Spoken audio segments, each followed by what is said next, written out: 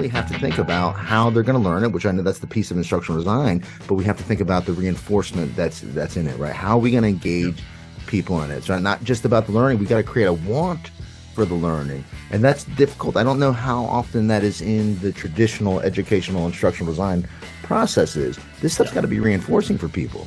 Yeah, learning's got to be reinforcing. And I think part of the equation too to remember, and this is something I know you probably faced as well as I did, is everyone wants learning to be intrinsic. And I don't have any problem adopting, I borrow from Dr. Bill Ahern, this cool idea that as opposed to, well, behavior analysts don't believe in intrinsic. Hold on a second. Intrinsic motivation, as our friends talk about in education or psychology, is really about automatic reinforcement, that the learner finds the opportunity to learn and the participation and the gained knowledge to be reinforcing. And there are certainly individuals, I would argue, being your friend for a long time, that you and I like that. We like the quest for knowledge and what have you.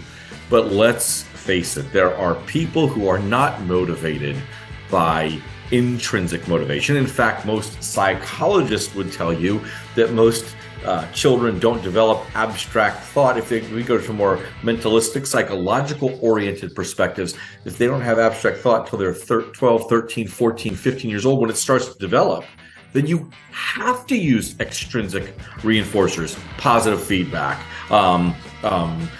access to some type of preferred activity, perhaps using the PREMAC principle, which where you maybe would allow the child to do, you have them do the less preferred task first, followed by the most preferred task. So if I like math and I don't like reading as much, you do small amounts of reading followed by a larger amount of math. So you make reading more reinforcing by following up with the reinforcer of the preferred subject. What I saw in schools again and again, and again, writing individual behavior plans, just to let you know, things I saw success with was that very thing.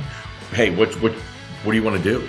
Here, you choose which activity comes first today, those type of things. Very careful, deliberate planning of the sequence of instruction. I think if we got away from this idea that what is a class period, it's 45 minutes, it's this set time.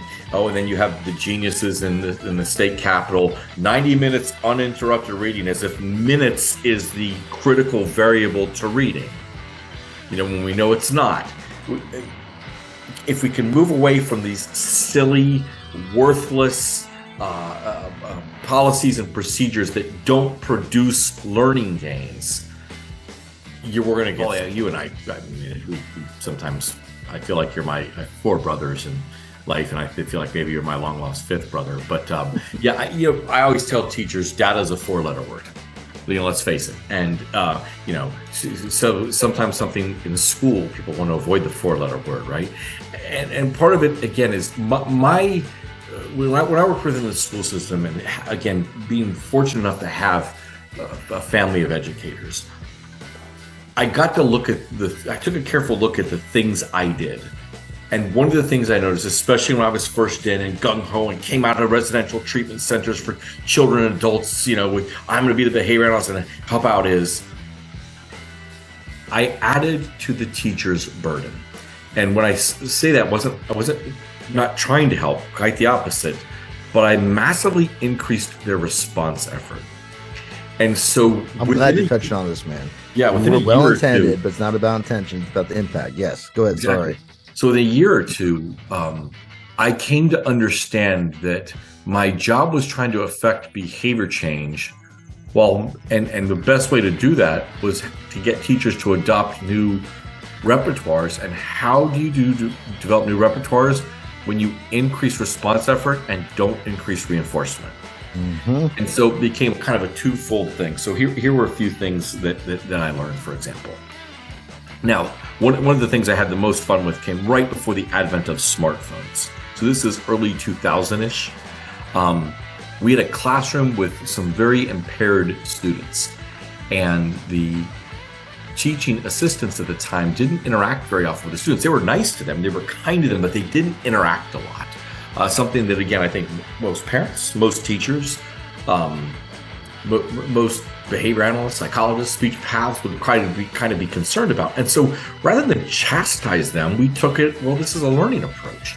And rather than put them on some strange schedule, we got the principal to buy them.